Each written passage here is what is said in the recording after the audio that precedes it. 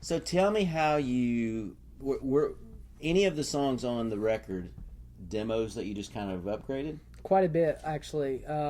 It was such a process finding what that Kelsea Ballerini thing was, and as far as what was going to set it apart and make it different.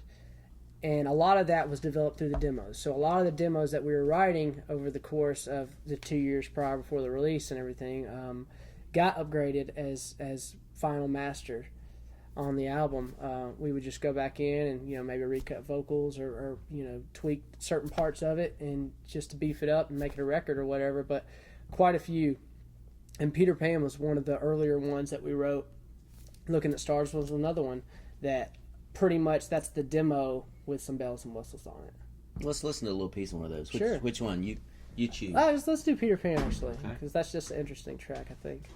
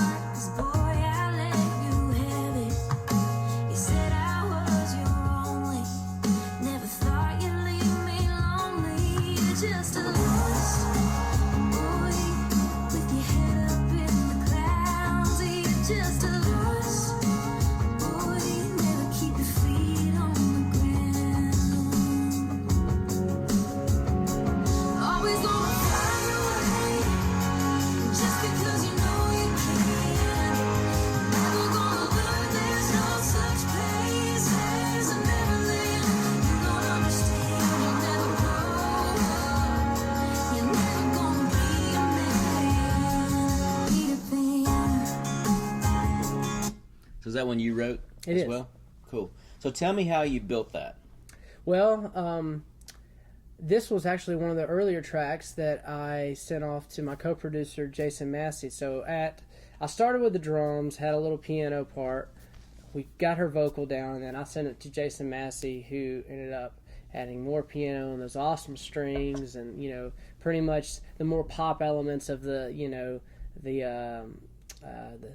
I don't know, that just make it so big in the chorus. That's most of his magic. And but yeah, 9 times out of 10, most of those songs on that record started off with just a regular loop, a piano, probably doing diamonds because that's all I can really do on piano, is just holding the chord out. But that's really how the bulk of most of all those tracks were cut, and we pretty much, I like to start with the vocal. I like to get as much as I can very early on and try to get that vocal right, and then after we get the track built up to a certain point, we might go back in and try to beat certain parts or change this or that. But it definitely starts with a very simple loop piano vocal.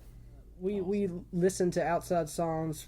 We had quite a few meetings and quite a few pitch meetings and quite a few label meetings where we listened to a bunch of songs. So that was definitely a conversation in the making of the album. But Kelsea, it's such a distinct thing that she's got pursuing as far as just the content of what she's singing about, the phrasing. There's and that's all intentional. So it's hard to pull from just a pool of songs where Kelsea is a great writer that she is. She can kind of intentionally feel a vibe, know what she wants out of a writing session. And that's what's so fun to work with her, because a lot of people don't know. When she comes in her writing room, she knows where she wants the end result to be. Mm-hmm. And so you just hang on for the ride and try to do your part to help get it there. So yeah, it's we did listen to quite a bit of outside songs, but it's hard doing that and finding something that works. Not saying that it won't ever work, but it's one of those things where whenever she's writing something with an intentional sound, a lot of the other stuff sounds like anybody could cut it, and that's the goal of a lot of songwriters too, to write things, and it's my goal too whenever I write just as a songwriter. I mean, if I want to make a song as pitchable as possible, well, when it comes to Kelsea, we want it to sound like nobody else could do it. So that was one of the things. Whenever Kelsea comes on the radio, we don't want it to sound like, oh, that could be a Carrie Underwood song, or that could be a whatever song. Like it's a Kelsea song. That's her thing. You could point at it. You know it's her song before she even sings anything, by the trademarks of the track, by the trademarks of the phrasing. So that's what makes it hard cutting outside songs.